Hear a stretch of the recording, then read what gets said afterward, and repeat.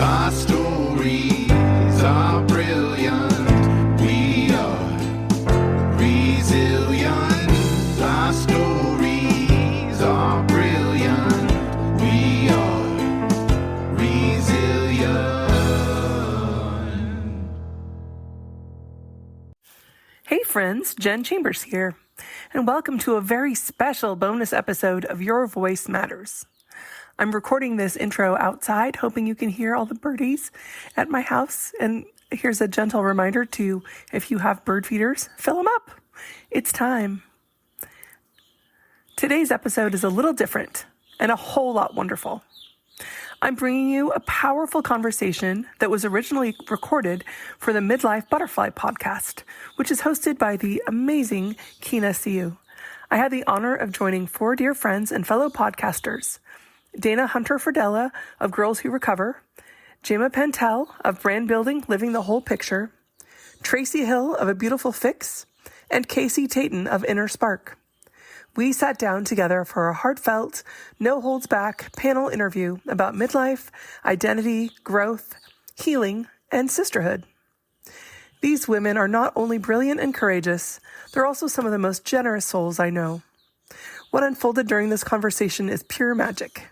It's honest, it's raw, it's supportive, and it's deeply human.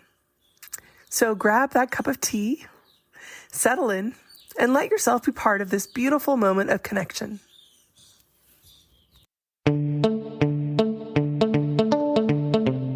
Midlife isn't a crisis, it's a calling. A wake-up call that shakes things up, strips away the old, and invites you to something bigger.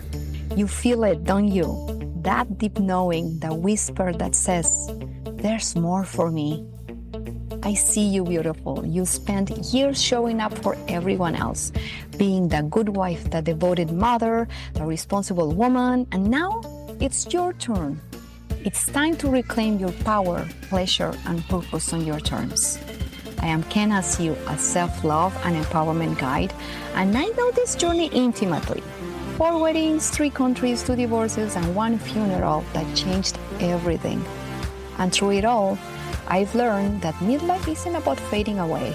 It's about coming home to yourself, embodying your truth, and expanding into your most radiant self.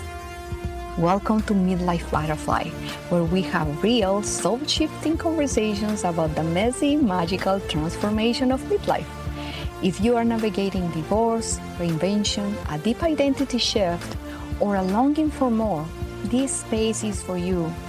We explore mindset shift, self-care rituals, and embodiment practices that help you cultivate more joy, freedom, and connection to create a life that feels damn good inside and out. You'll hear from inspiring guests, my own raw and real experiences, and the lessons that come when you finally choose you. So if you're ready to stop surviving and start driving in full alignment, welcome. Your next chapter starts now. This is Midlife Butterfly.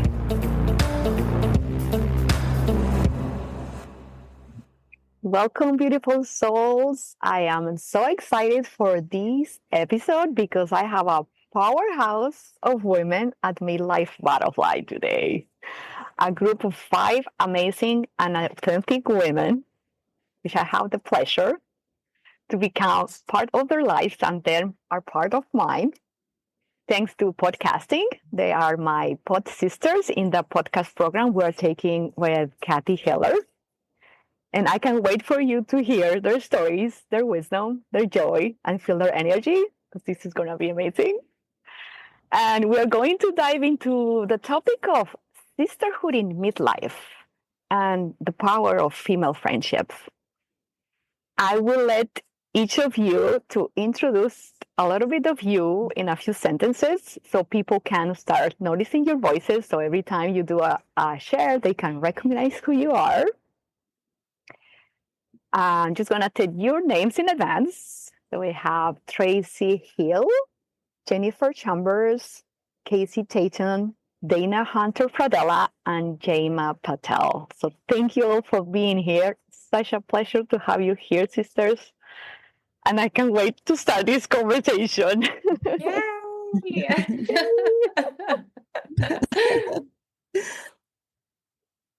Okay. Tracy, you want to go first? Sure. Hello, everyone. Good morning. My name is Tracy Hill, and my company is A Beautiful Fix. I help women redefine and reconnect with what truly makes them feel alive, to stop relying on external answers and really to start to trust the answers within. And I do that through my podcast, retreats, and tools like human design. Beautiful. Thank you. Jen? So much for having me. And having all of us. My name is Jennifer Chambers, and my podcast is called Resilient with Jen Chambers. I talk to people about their stories, and as a writer, I feel like people's stories are so, so important. And it's my pleasure to be able to share other people's journeys. I often talk about people with chronic illness, and that's my specialty. Thank you. Casey? Hi, thanks for having me. I'm Casey Taton. I'm the host of the Inner Spark podcast, and I also run an organization doing parties for kids in the hospital. So my mission is to bring smiles to any kid going through a battle in my hometown. Mm-hmm. Thank you. Dana? Thank you, Kena. I'm Dana Hunter Fradella. I'm coming to you from New Orleans, Louisiana, the most magical place on earth. And I am a transformational life and career coach for women. And my company is called Girls Who Recover. And I'm the host of the podcast, Girls Who Recover with Dana Hunter Fradella. And my mission in life is to help women transform their biggest setbacks into their most gorgeous comebacks, so that we can live lives we absolutely love. Thank you so much for having me. It's a pleasure. Jama? Hi, y'all. Thank you so much for having me on here, Kena. I really appreciate it. My name is Jama Pantel. I am in Austin, Texas, and I am a portrait photographer turned author, educator, run influencer, and now chasing my dreams and starting my podcast, brand building, living the whole picture. What I learned being in the studio and behind the camera all these years is that confidence that we lack or don't have in ourselves really comes out on screen, on film, on camera. And so my goal now is to help women find that confidence so it shows, so they shine in life, on camera, in business, and in everything they do. Thank you. Thank you. Oh my God, this is fantastic. Okay, so let's dive in with some of the questions in here. Well, again, we have the pleasure to meet through the podcasting program that we are taking at this moment, but we know that there are many women, especially with midlife, who feel like friendships are harder to maintain. So why do you think that happens? And how can we shift this narrative?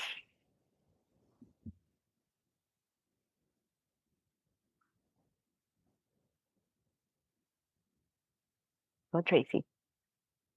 Yeah, so this, when you reached out to me about this, I thought this is so timely because I am married. I have 4 sons. My dog is male. One of my cats is male. My whole life is become very testosterone filled. Oh, wow. And I realized recently that I truly miss sisterhood. Like, I've been very neglectful, I think, in being a friend and recognizing how important that part of my life is.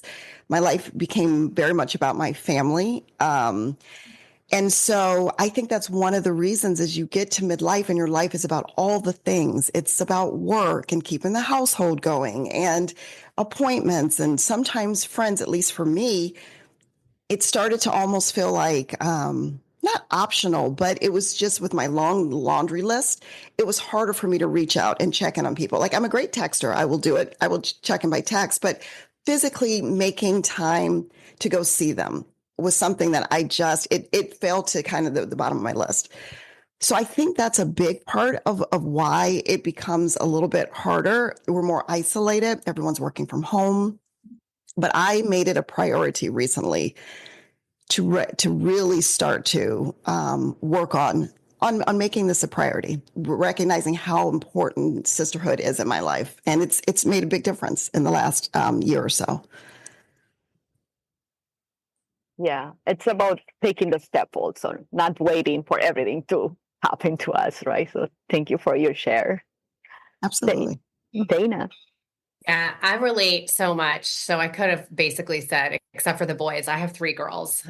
Same story, right? So I just think about my journey through sisterhood and friendships. I had close friendships when I was in high school, and then I was in a sorority when I was in college. And so that sort of automatically gives you a great group of friends.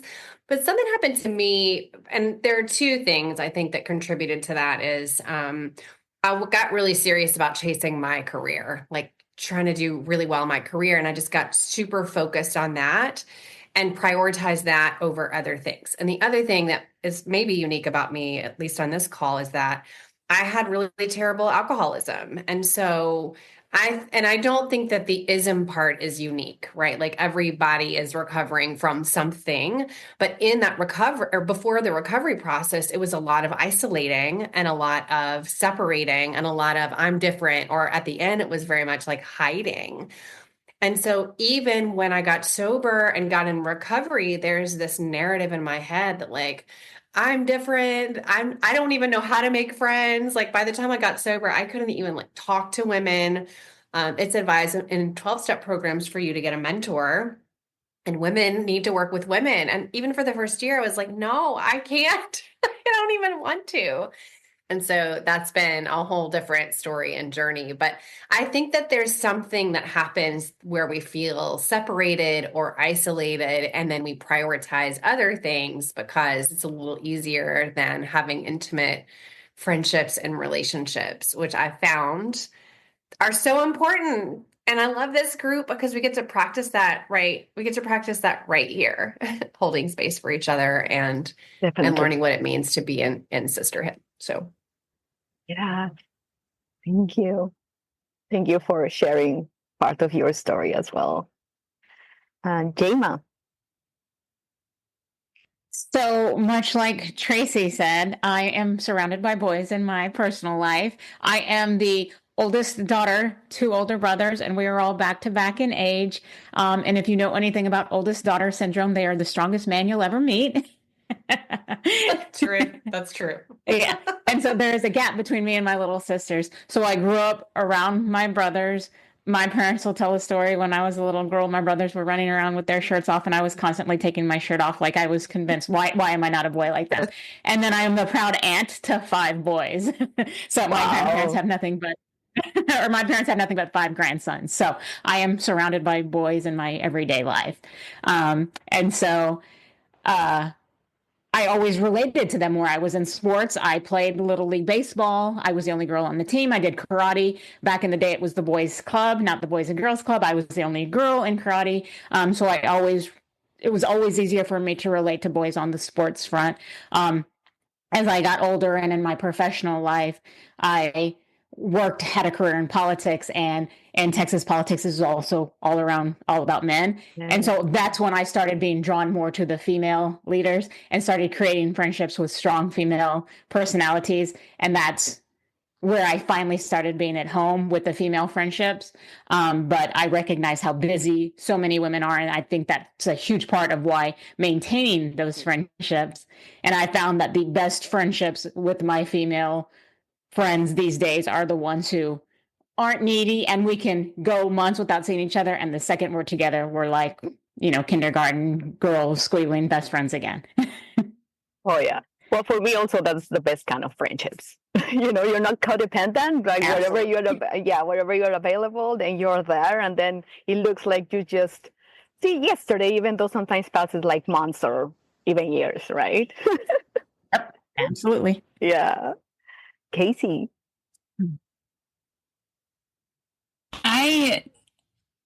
Sorry, that kind of caught me off guard. So I think that I faced a medical battle before I worked in the OR, and I had a great group of women that I was surrounded by. And then when I got sick, I felt like I lost all my friends and all my connections. And as I started to grow, it was like, where do you meet friends? And I don't have kids of my own. And so I think a lot of my friends had also had kids. And so it was just such a challenge to where do you go to meet friends? Where do you go to meet people and to actually truly connect? And I am so grateful that now I am in communities that have women in them and just the power of the sisterhood in here. And it's just magical. Something, yeah, it's so good. Jen, let's go with your share. See, because I feel like a combination of everyone, because I have 3 kids. I have 2 boys and 1 girl, and we never thought we would have a girl.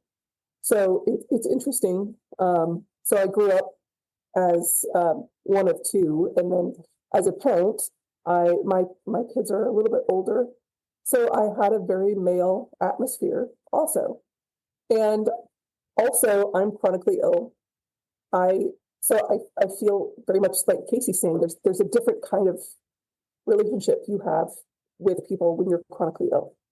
So I have the parent part, and then also you just feel very isolated. I'm also physically isolated because I live in a small town. So as you grow out of the parenting role and your kids get older, you have a different relationship with the people in your community anyway. And then as you grow into the different stages of being chronically ill, you have to relate to people in a different way in that way. So it's interesting, and especially as a woman, there's a lot of competitiveness that I feel like, when you're an early parent, you're like, who's the best mom and who makes the best cupcakes and all that kind of stuff. I don't know if anybody else feels that, but oh my gosh. But I always felt like I was not measuring up. I think all parents feel like that. But so then trying to relate to those females that were very competitive, then it's interesting as you grow older and grow more into yourself, you kind of leave all that behind. So at this point, I feel like the best way for me to make parents make friends as an older midlife woman is kind of finding people who have the same activities. So not only this wonderful podcasting group, but I found a lot of community within the writing community, which is interesting because that's also starts out competitive, but then you realize there's room for everyone. And it's much the same with other women. It's so nice when women make space for other people and we all can bring our own things to the table. I've learned so much from all of these women, but certainly by trying to find spaces outside of my area that I can learn from, I feel like I've gained a lot of friendships that way, if that makes sense. Yeah, thank you all. Yeah, for me, I was thinking I've been always kind of like a lone wolf, to tell you the truth. So of course it comes like that kind of isolation. But at the same time, since I've been living in different countries and in different cities throughout my life, like in the last 20 years, like I have very good friendships, but they're all over the world. Which sometimes, I mean, it's difficult. I mean, difficult in a way because it's different to have a friendship that you can see every day compared with someone that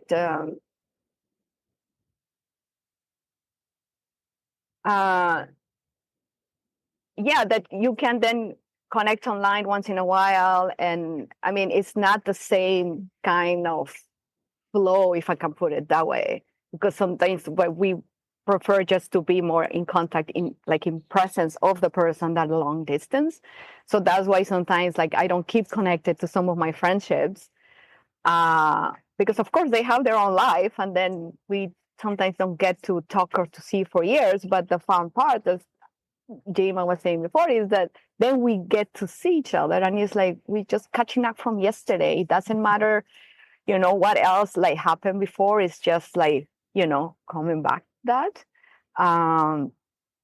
But yeah, I mean, it was interesting because like during the pandemic is when I separated as well. So I was like, how am I gonna do like new friendships too? Because we're not able to see many people. And my ex-partner, he actually recommended me to get into Bumble. So like they have a friendship area. And I was like, okay, I'll do that. And I did meet some women in there. And so that was, a good point of, if somebody else would like to try it out, why not? That there's also women who we want to have friendships, and more at this age, if we are still single, if we don't have kids, and even if you ladies are married, you have kids, of course you want to keep growing, your connections, your network. So yeah, thank you all for your shares. It's beautiful to see how the different perspectives, how it comes according to our life experiences, which is awesome. I would like to know, let's go with these questions. What role do female friendships play in a woman's personal growth, healing, and empowerment? Especially when we have a big shakeup of life or life transition. Let's go, Jama. Yeah, I found that my female friends are my rocks. I can go to them about everything without judgment. And I know that's not the case with all women, right? So the ones that stick and the ones that stay and the ones that are your tribe, you can go to them about anything and they will they will go to war with you. And all those memes and all those things about besties and all the things, they are so relatable to the people that you keep in your corner. You can bounce ideas off of them for business, for life, for anything, and they will have your back 100%. Even if they know you're wrong, they will still support you and lovingly talk you back to the right. But they are your ride or die 100%. And that is the best part of the female friendship, in my opinion, is supporting you no matter what in all of your journeys and endeavors. And they will do that. Yeah. Beautiful. Casey? I agree with what Jama said. As we grow and change in life, our friends change and the people we connect with change. And I think this group of ladies right here is someone I turn to often. And we've laughed together, we've cried together, we've held space for each other. And I think when you have a circle I know we all have more than one circle of friends that they're going to hold you accountable, and they're going to pick you up when you're down, and they're going to encourage you and inspire you to keep going. And those are it's just so powerful when you can connect with a strong group of women like that. And I believe they're out there, and you just have to find them. And as you keep growing and changing, they're going to change. Some of them may change, and others may just grow with you and just make your life that much better. Yeah. Yeah, it's amazing. And I'm so grateful for this group. Like, we have so different personalities and backgrounds and stories and life experiences that it makes it so rich. Like, this is a super wealthy group.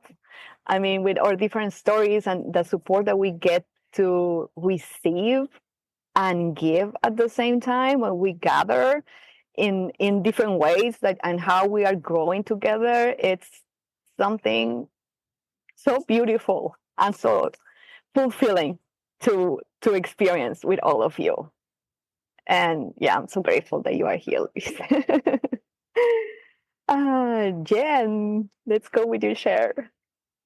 One of the things that I think, to kind of piggyback on what Jama and Casey said, one of the things that is so special about this group in particular, that it makes a space for people to be vulnerable. And I think that as we grow,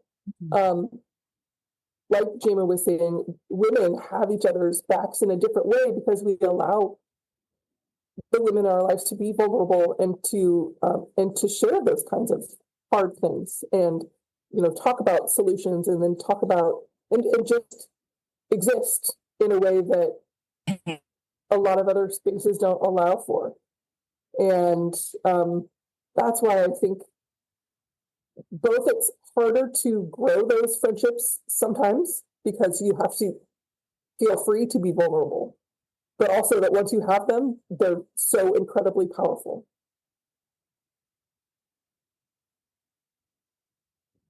Yes, definitely.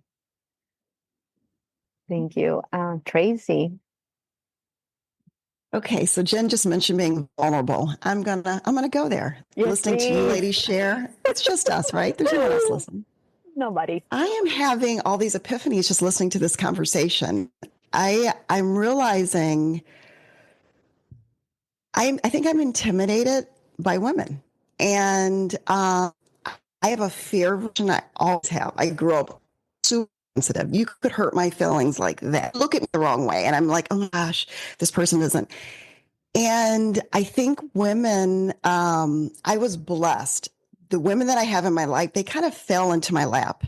I didn't have to do anything. They literally, I felt like the universe dropped them in my lap, and they're the most important things to me. But if they didn't just drop in my lap, I don't even know how to like go up to a woman and be like, hi, you want to be friends? I'm so afraid of that no, or oh my God, like what? So I don't do it. And I've never exercised that muscle. Again, I've always had them kind of naturally come into my life. And I think I'm afraid of just rejection. And so with men, for some reason, I feel very comfortable. My stuffed animals were all male. I feel very accepted. I can't explain it. And so I think that's why another reason why my life became very male dominated. But a female friendship, there's nothing like it. When I talk to my husband, I love him. He's great, but I drive him crazy because I want all the detail. He tells me a story and I'm like, well, did he say, I don't know. I didn't ask that. Well, did they? He gets none of the detail. But when I call my girlfriends, oh my gosh, they're like 3-hour calls. I haven't called you in forever. And when I do call, we're on the phone all day because I need the details. And then they said what, and then we cry together and then we laugh. And there's nothing like female companionship. But listening to you ladies for the first time in my life, I'm realizing I've got this fear of rejection. I'm a little intimidated. It's the sister wound. You hear people talk about the sister wound. I have it. Yes. Oh, wow.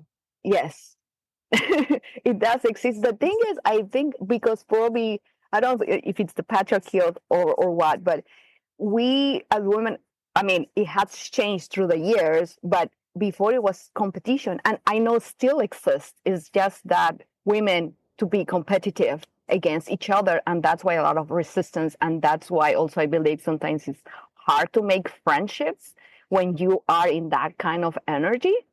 But we have shifted and it's shifting. And now it's about collaboration. And it's a different, complete different approach on how to create that kind of connections. And probably that's why that fear of rejection comes from you, Tracy, because you're used to be by males and being accepted by them, that by approaching women, that's probably kind of like the fear that you have because of that idea of competition. That's the way we grow as midlife women.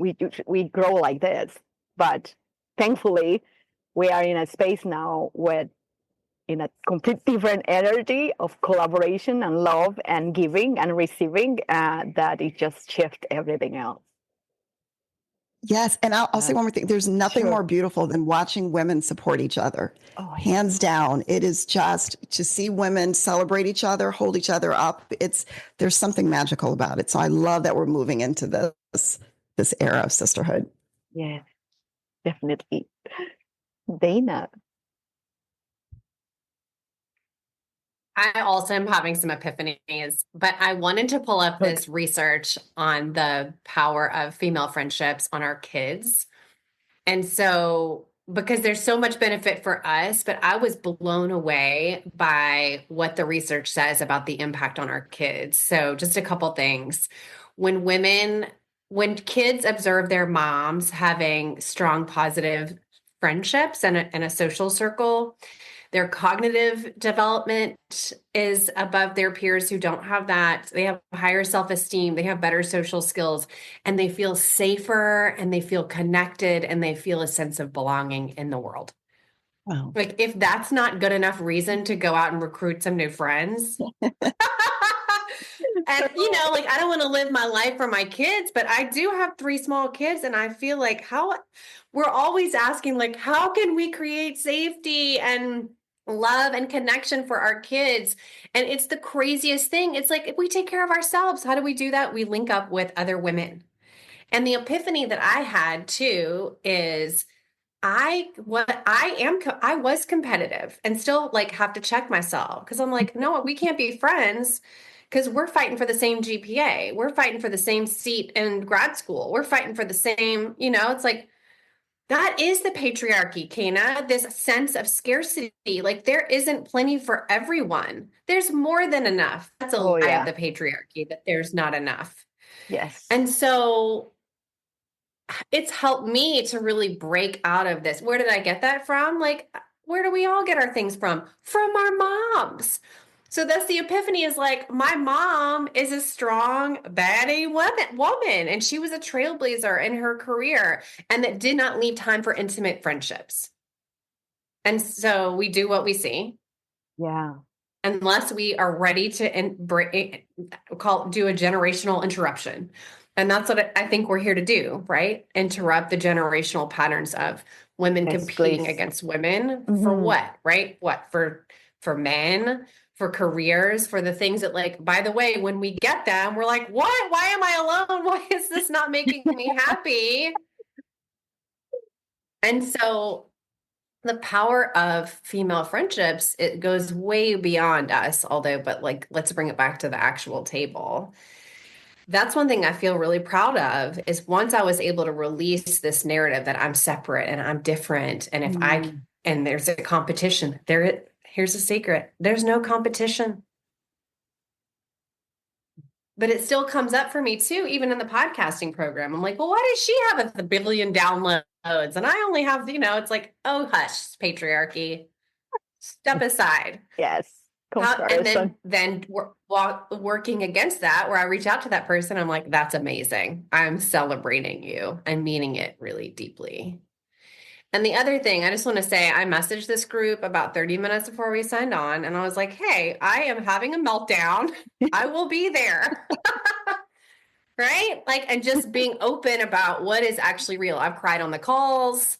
I've tried to do my best to tell the truth. And I think that, not that you've gotten to the question about, like, how do you make friends? Well, you go first and you show up, all of you, as an invitation for the woman who's ready to do that, to do the same thing.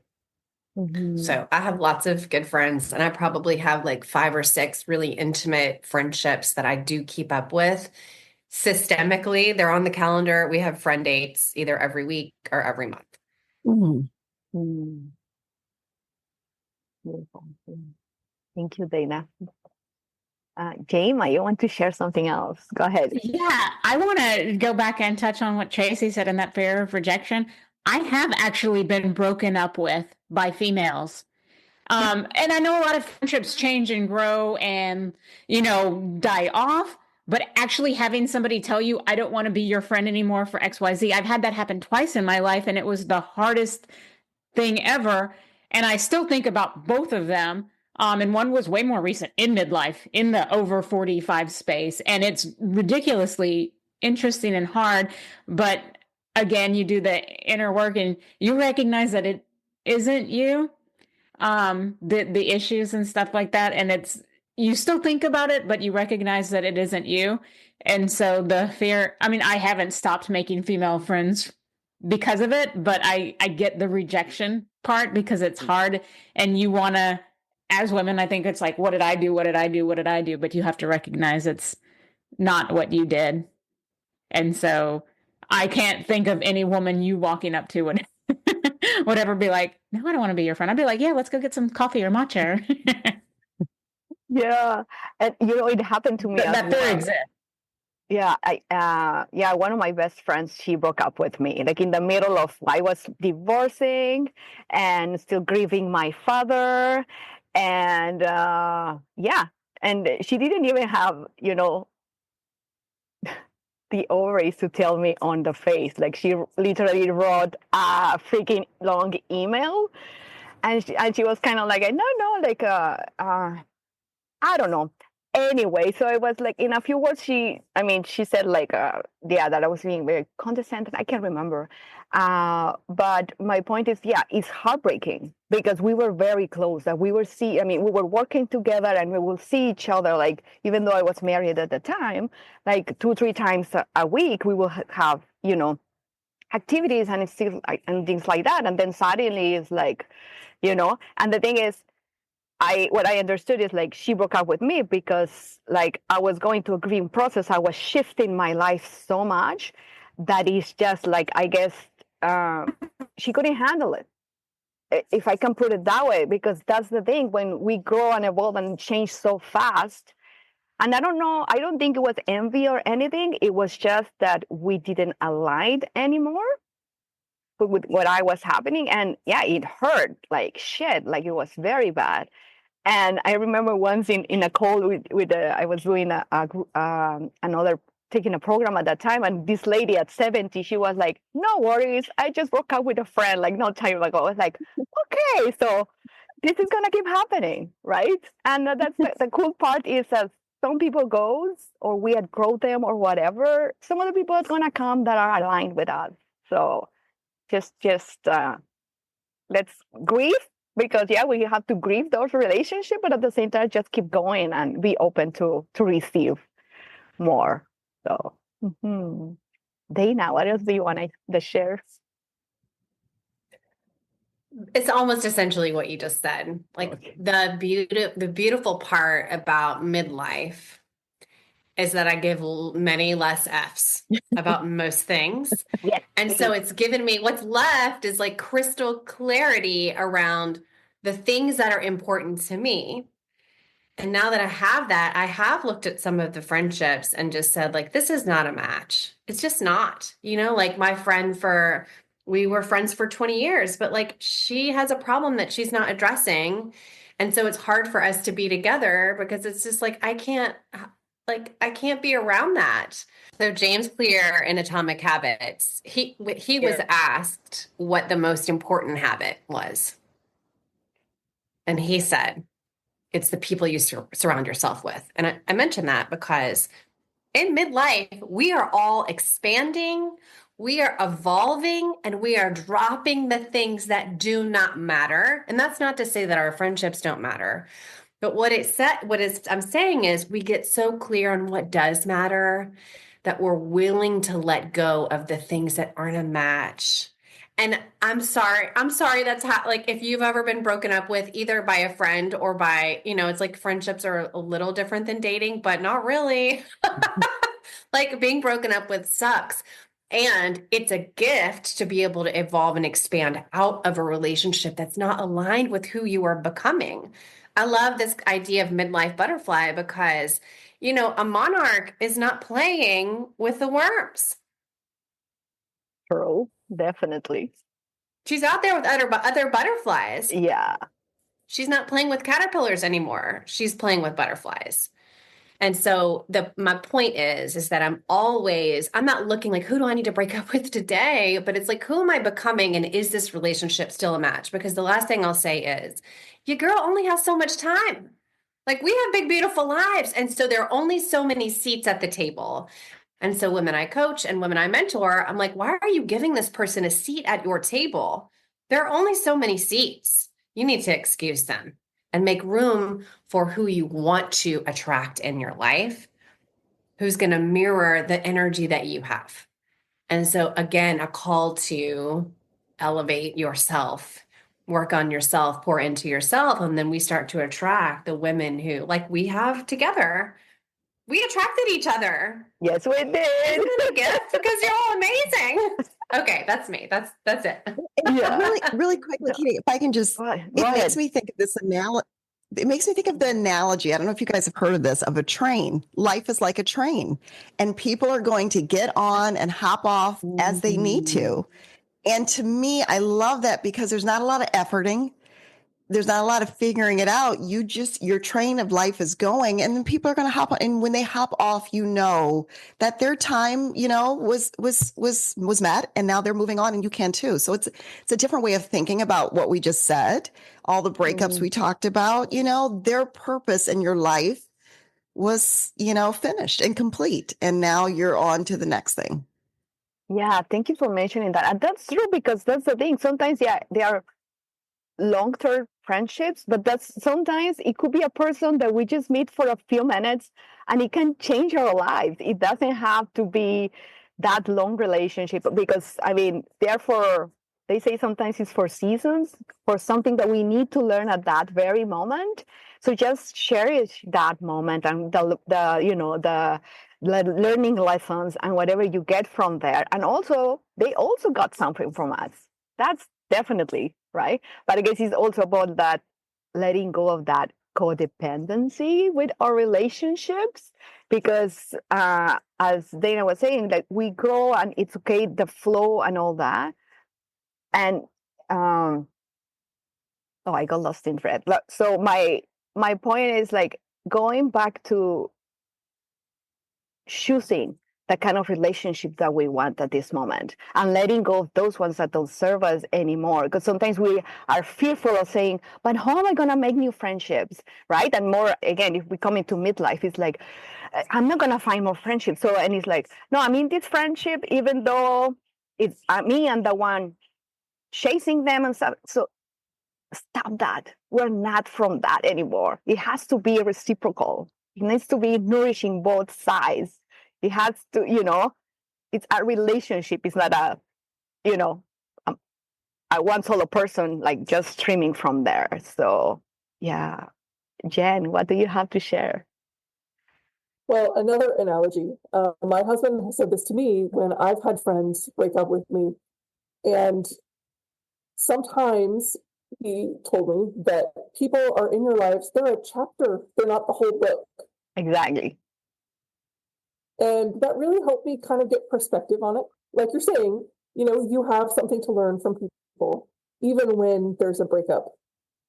And they have something to learn from you. And it helped me just kind of be more at peace with it, that, it isn't necessarily me. Maybe they were done with my chapter and I need to be done with theirs. That's the hardest thing to accept. But like Dana was saying, you get to choose that. And interestingly, so the other thing I was thinking about, this kind of goes back to something Tracy was saying. I've had people come up to me who wanted to meet me and say, hey, it was really funny. It was a woman. She was like, hey, I really I love the way that you dress. So I just thought that we should be friends. And I admired her guts so much. To come up to someone that you don't know, you've seen them across the soccer field, and just to walk up to you. And first of all, it was very nice to be flattered, but that's one of the hardest things is finding a way to break the ice with new people and become friends. Like, it's okay to just compliment people and talk to them. That was revolutionary to me. That's beautiful. So about breaking the ice, because I know there's a lot of women who feel alone right now. So what would be some of your tactics to breaking the ice? This is a wonderful approach. Do you have any ideas how you approach? Dana.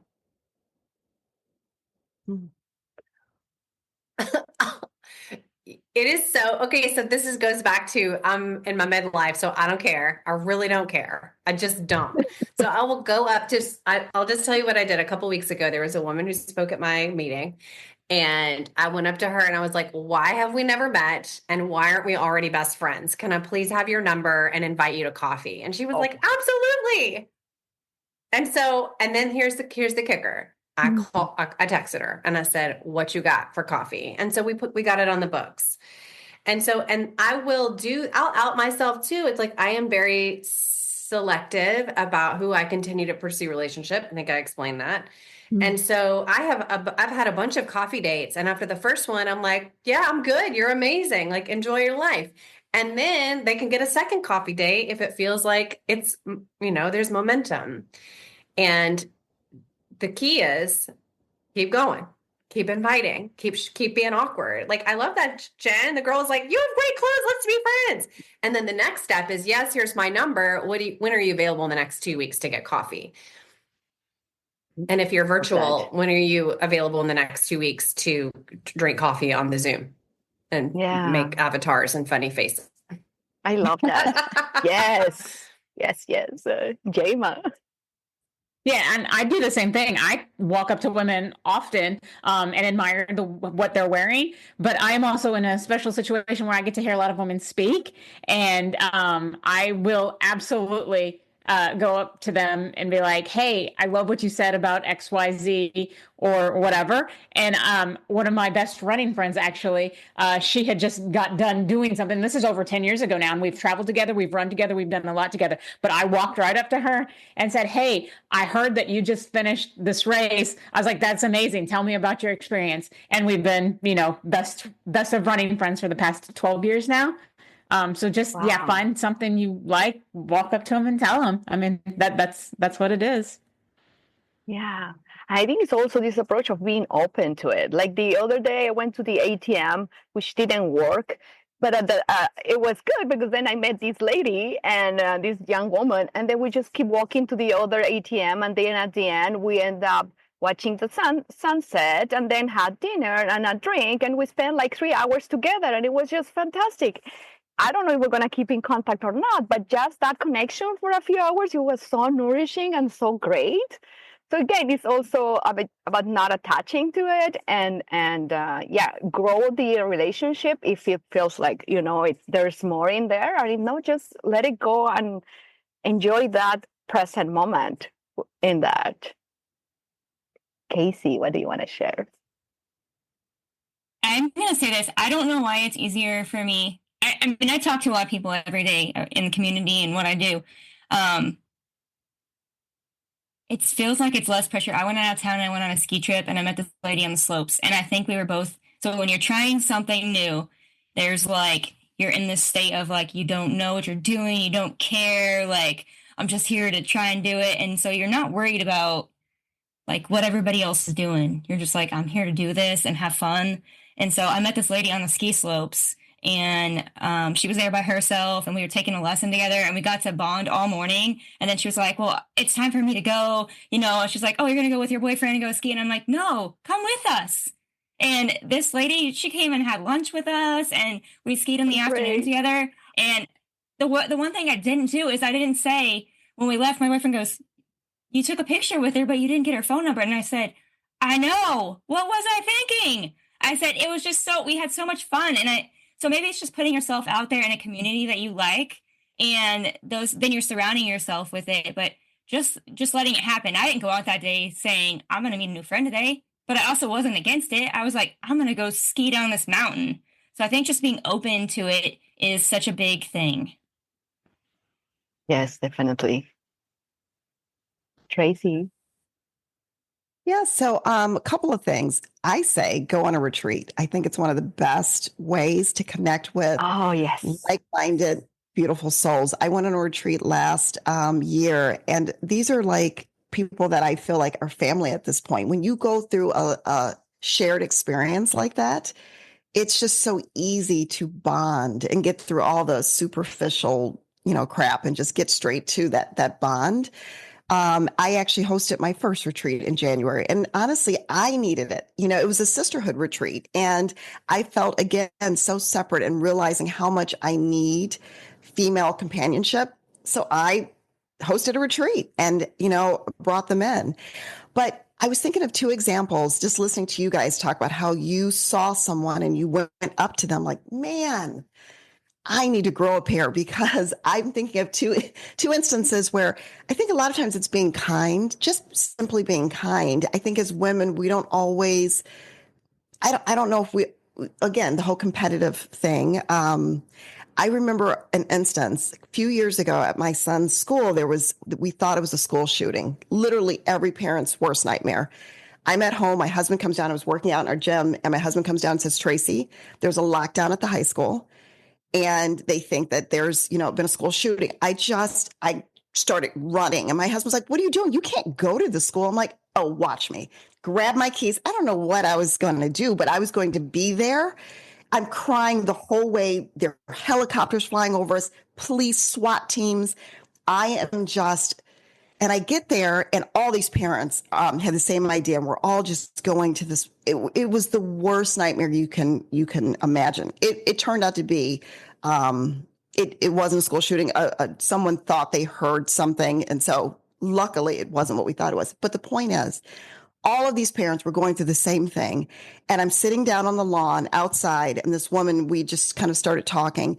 And she came up to me and she simply handed me a water bottle. And I was like, what's happening?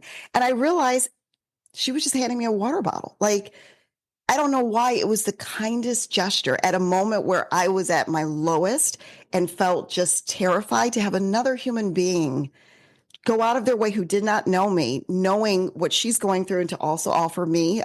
It has stayed with me. I didn't ask her to go to coffee. I should have. I let that go, but I will never forget that moment. And then one other story was I was at an Esther Hicks seminar. I don't know if you guys know Esther Hicks, but I love her. Yes. And there was this woman sitting next to me, and I just fell in love with this woman. She was gorgeous. She was beautiful. Her energy was amazing. The whole 3 hours we sat next to each other. And at the end, I wanted so badly to do what you guys did, just exchange numbers. And I was like, that fear of rejection of her saying, no, I didn't. And again, she stayed on my mind. But so anyway, I just wanted to share those stories. Thank you. Yeah, just the kindness of people. Thank you. Kindness. Jama. I'm going to say if the phone number feels too intimidating, social media. I was thinking about that too. Follow them on social media, which is kind of how I started and stuff like that. So follow them on social media and get to know them, and that builds then you feel like you know them a little bit more. If that phone number is a little too much, like, hey, are you on social media? I'd love to follow you. It's a little safer, right? Good idea.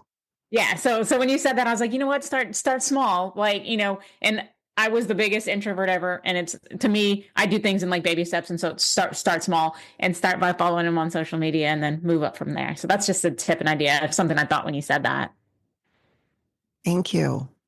It's a great idea. You have more ideas, Jen? What do you want to say? You guys are really inspiring me. It's funny. It's so funny. I mean, things aren't coincidental, right? They are not. No. I was in a class yesterday with a woman who I've admired for a really, really long time. She's this very smart, funny, very popular writer. She's written for the New York Times and Writer's Digest, and it's funny because we've been Facebook friends because we know people in common for probably 3 years. And I've never met her in person, but yesterday she had a class in my area and I went to it. I took it. And afterward, she was like, well, first of all, when I got there, she's like, wait, you're Jennifer Chambers? I think we're Facebook friends.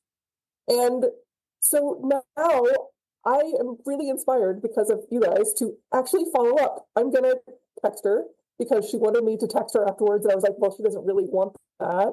But she does, and I'm willing to do it. So thank you. You guys inspired me. Let's go for it. Dana. Something that just, the theme that I'm picking up on here is that in order to, at least, like, how do we make friends? Yes, Bumble.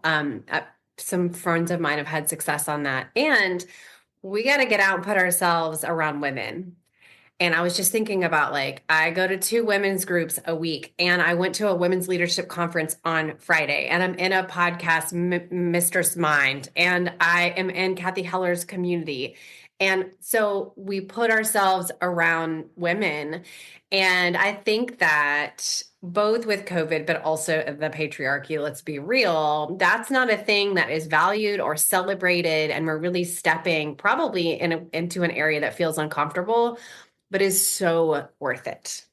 And it's been helpful too to have my own business because like part of the way that I create space for gorgeous, magnetic, powerful women as clients is I go put myself around gorgeous, magnetic, powerful women. And I'm like, really? You're looking for a coach? I got you. But so we can sense the energy and, you know, the more we can put ourselves around powerful, empowered, beautiful, also imperfect, and not lying about it, women, the more likely we are to find the women who get seats at the table. I feel really good about that. Yeah.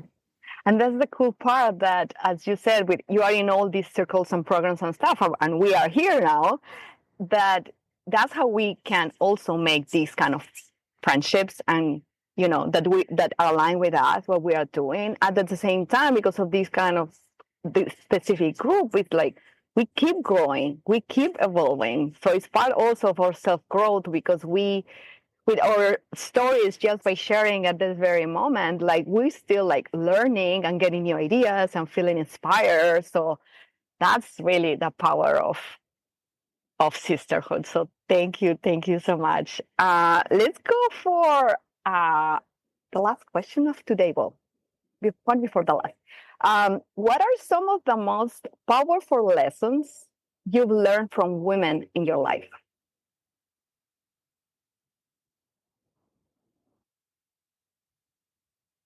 Wow. I'm not going to raise my hand. I'm just going to go.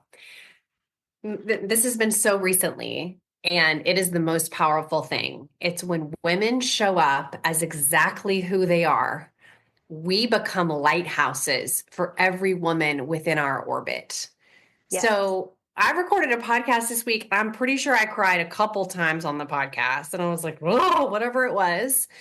And I have gotten more positive feedback from that episode than any of the ones that I planned in advance and put lipstick on for. And it's like the most powerful thing that I have learned from another woman is it's okay to show up as exactly who you are.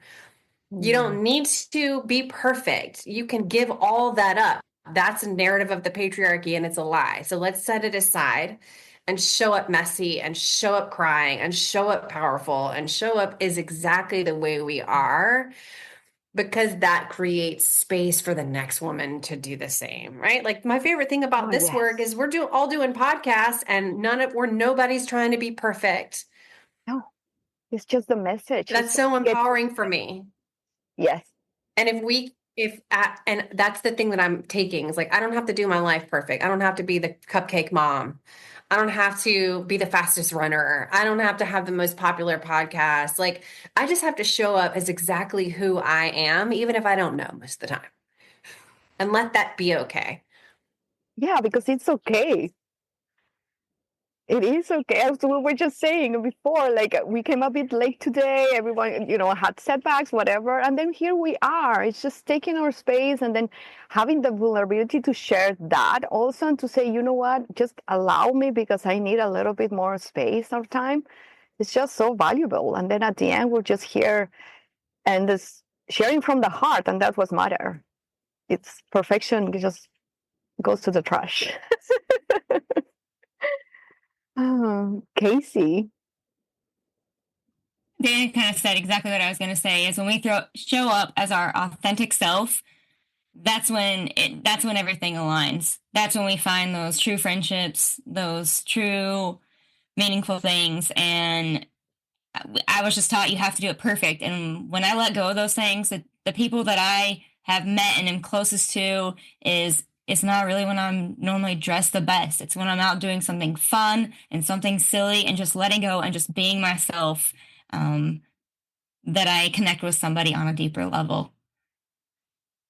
And I think that every single one of us in here is a reminder of just showing up as them and who they are that day. And it may not be whether we're crying, whether we're laughing, just show up as you are that day. And that's one of the most powerful things, I think.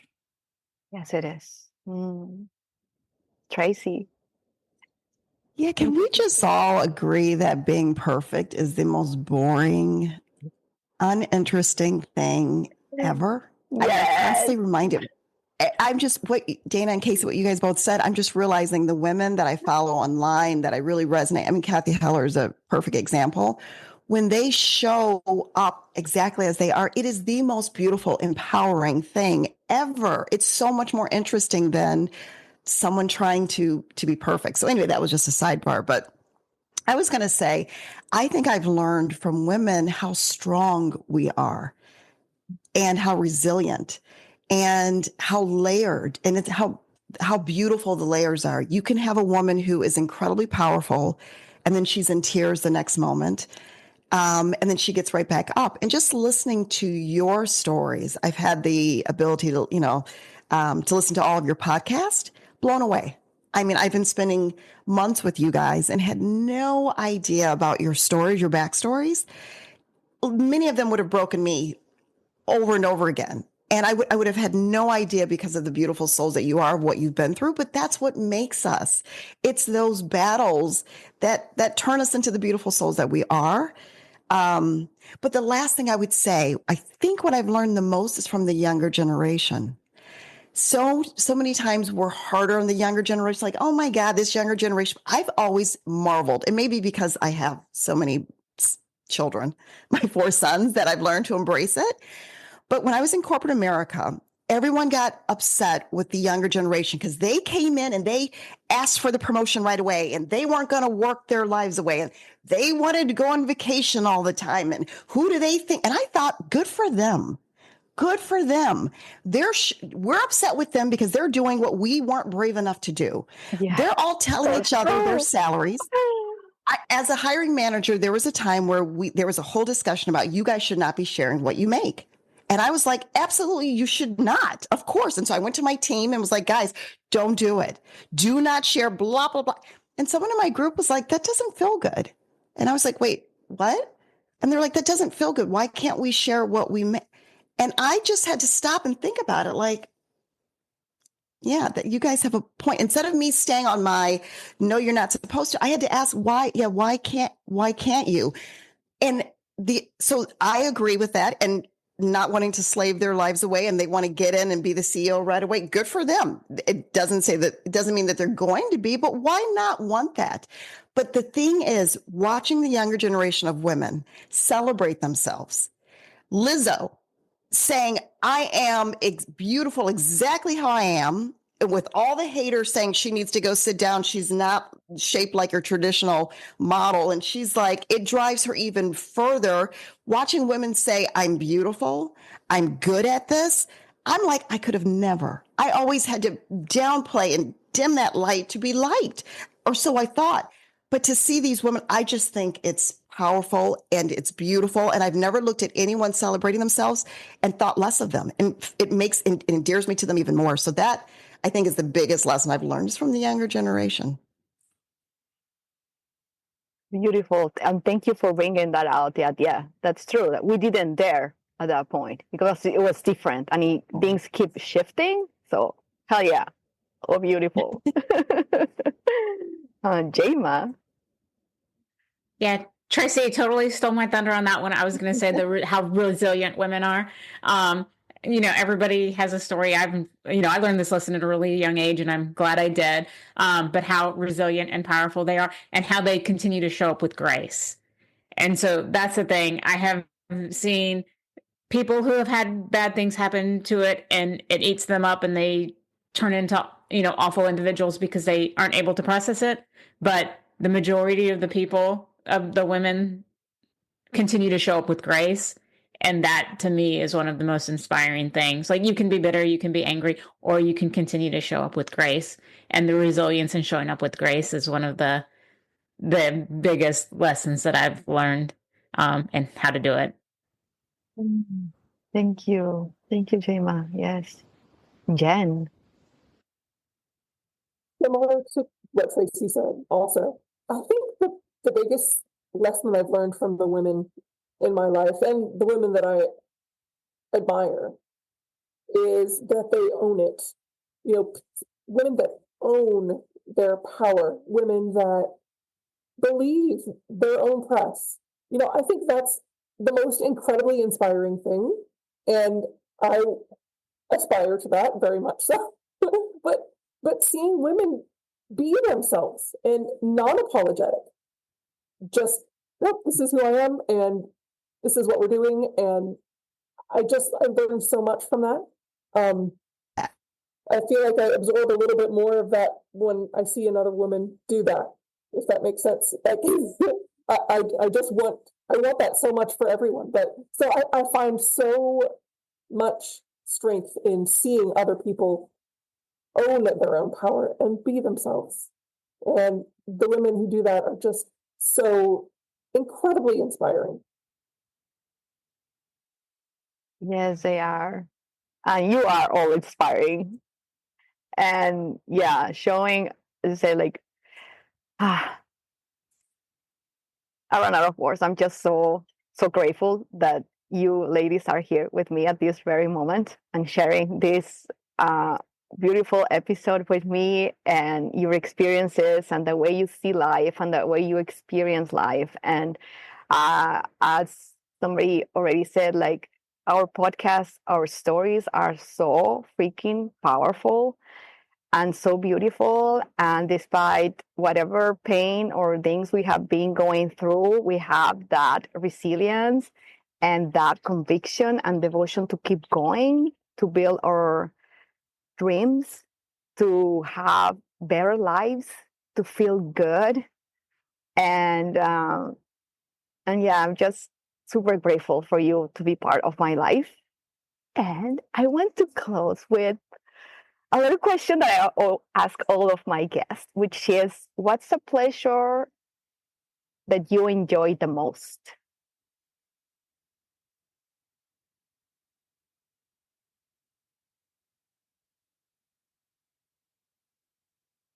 Whoever wants to go first, just go.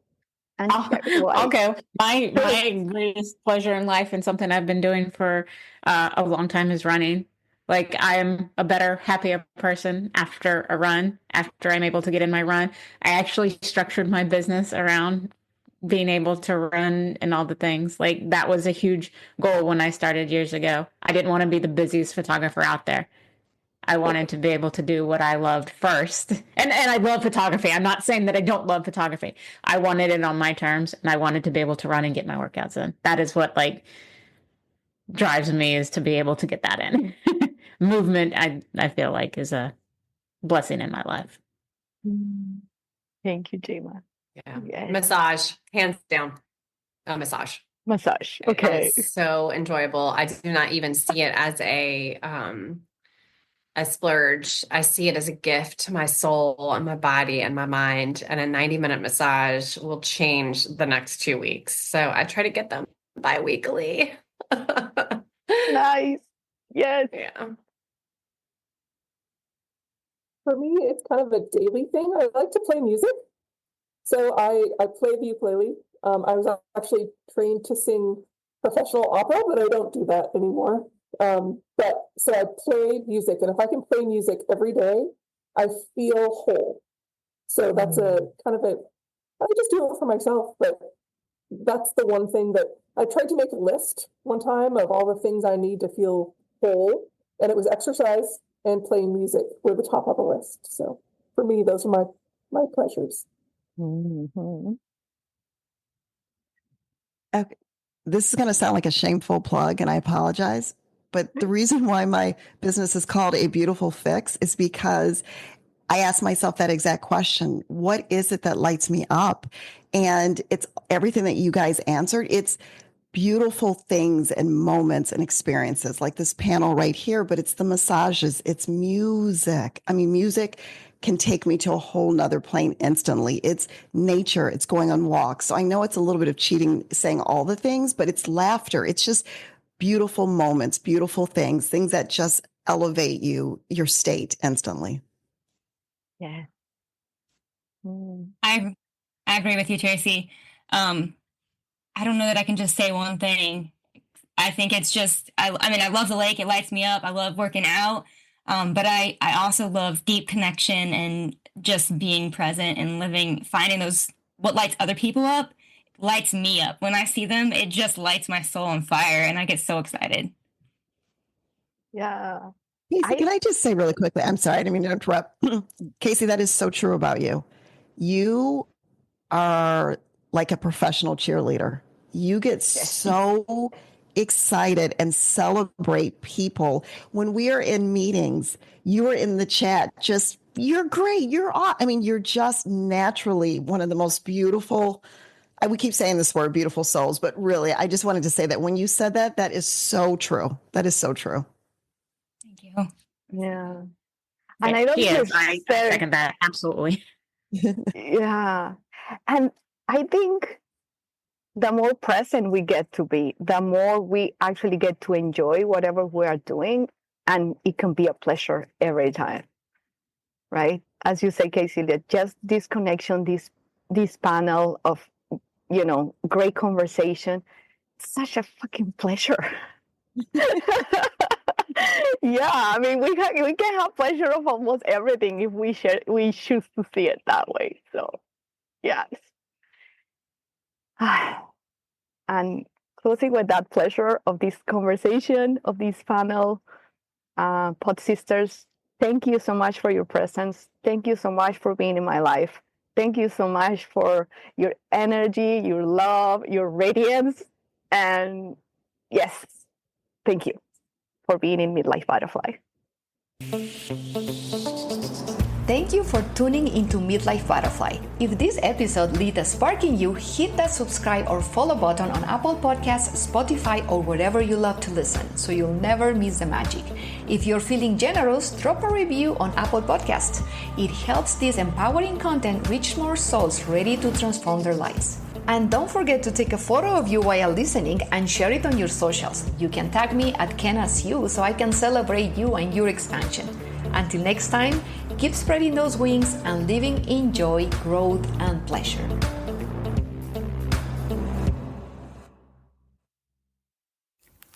Oh, I'm so grateful that I was a part of that. It really felt like soul food. I hope that you felt the same warmth and wisdom and the laughter that I did during that conversation. Big love and gratitude to Kena Siu for hosting this panel on Midlife Butterfly, and to my powerhouse sisters, Dana, Jama, Tracy, and Casey. If their voices resonated with you, and I know they did, please go follow their podcasts and support the beautiful work that they're putting into the world. I'll drop all their links in the show notes for easy access. And while you're feeling all lit up and inspired, I want to invite you to share your voice. Submissions are open for my new anthology project, Woven with Light, Mended with Gold, a collection of stories from women who've been through it, grown from it, and want to shine some light on it. If you've got a story that's been tugging at you to be told, this is your sign. You can find the link to submit in the show notes as well. Thanks for being here. Thanks for listening. And remember, your voice truly does matter. Until next time, stay brave, stay true, and stay lit from within. Sometimes we have to start over. Sometimes we have to fight back. Sometimes it's all too much. Lost inside the black. Our stories are brilliant. We are resilient. Our stories are brilliant. We are resilient.